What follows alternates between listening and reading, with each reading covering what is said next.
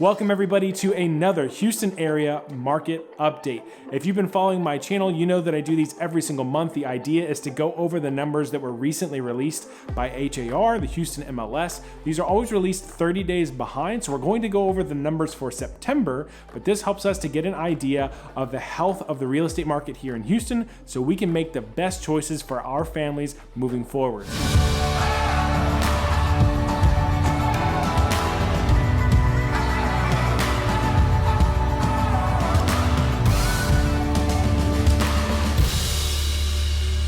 All right, let's jump right into it. So if you know from the last few market updates, we have had a crazy summer here in Houston real estate. September, once again, is no different. It is continuing on with that trend of record-breaking numbers. If this is your first market update, you might be surprised to hear that even with everything going on in the world right now, Houston real estate has actually been really strong.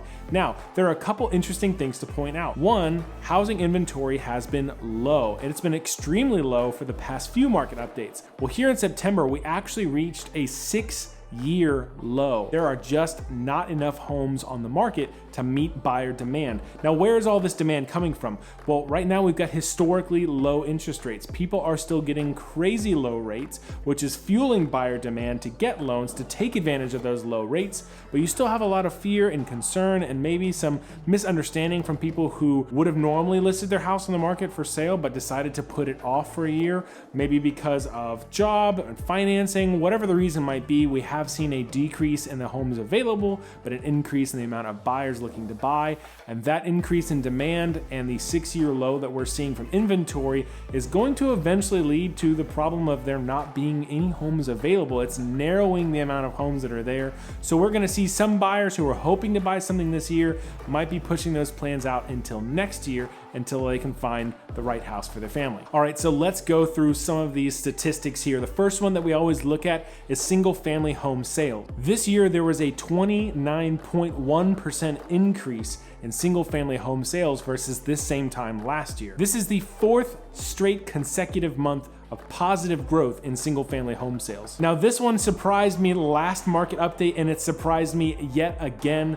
The Houston luxury market is actually seeing some of the biggest increases. This year, homes 750,000 and up saw over an 81% increase in sales. Now, that middle of the luxury market, that 500,000 to 750,000, also saw crazy increases with over 58% growth year over year versus the same time last year. If you've been watching the market the last few months, one of the things we also talk about is the average sales price. This gives us an indication of whether the market is trending upwards on sales prices. And this month we did also see an increase in the average sales price at just over 10%. This puts us right over that $329,000 mark for the average sales price across Houston. Now, the median home sales price, at which half of the homes sold for more and the other half of the homes sold for less, actually saw an increase as well at over 8%. This means that the median and the average sales price both went up and both set records for September. Now, year-to-date sales from January to September is actually up over 5% compared to this same time last year in 2019. And sales of all property types are up almost 32% versus September of 2019. Now, the one area of the market that did not see this same amount of growth, and this is for my investors out there,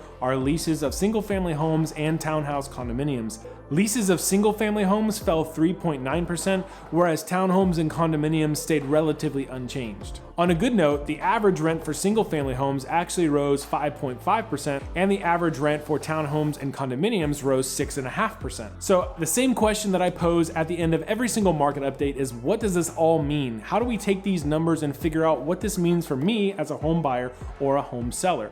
Well, I think the Houston real estate market has defied all expectations. Now, we do know that because a lot of people applied for forbearance at the beginning of the pandemic, that is going to cause some foreclosures. Now, these foreclosures will not happen until next year because it typically takes about a year for any of those people who went into forbearance that then could no longer afford to make their payments or could not catch up on their payments. And if they end up going into foreclosure, it usually takes about a year before we start to see the effects of that. So this same time next year, in the fall of 2021, is going to be a really interesting time period to see if we really see this rash of foreclosures that some people are expecting to have happened. My recommendation, if you're a seller and you're wondering if you should sell now or if you should wait until next year, right now there are so many buyers on the market looking to buy a home that it is an excellent time as a seller to get your house on the market, get it sold quickly, and get it sold for top dollar, because there's just no competition out there. Right now, there are no other homes to compete with, and so you're gonna have a much easier time getting your house sold.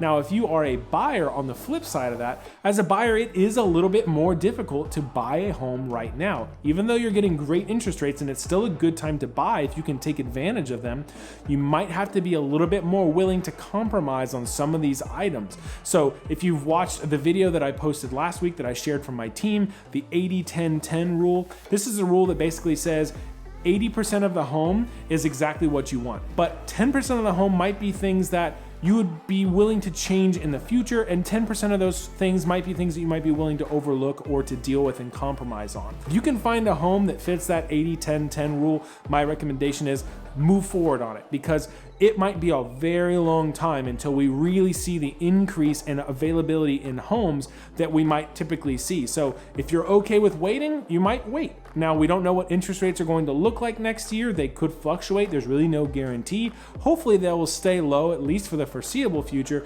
which means if you can't find what you're looking for right now at the end of the year, you can still find what you're looking for next year. At the end of the day, the most important thing is to get your pre-approval done. Make sure that you have it in hand, that you've got your financing in order, that you're ready to make a purchase, so that when you see the right property, instead of it being gone and somebody else getting it within a few days of it being listed, or even within hours like we're seeing with some properties, you'll be able to be the one to swoop in and pick that up. And you're gonna need a real estate agent on your side who can help react quickly to the market to get you the home that you're looking for.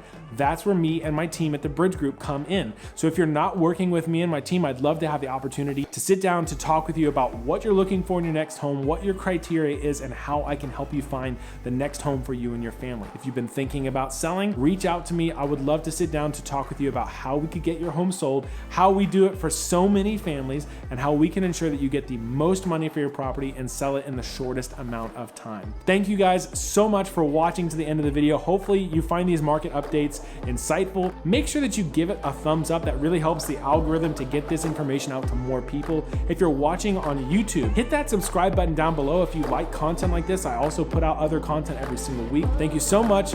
We will see you guys on the next video.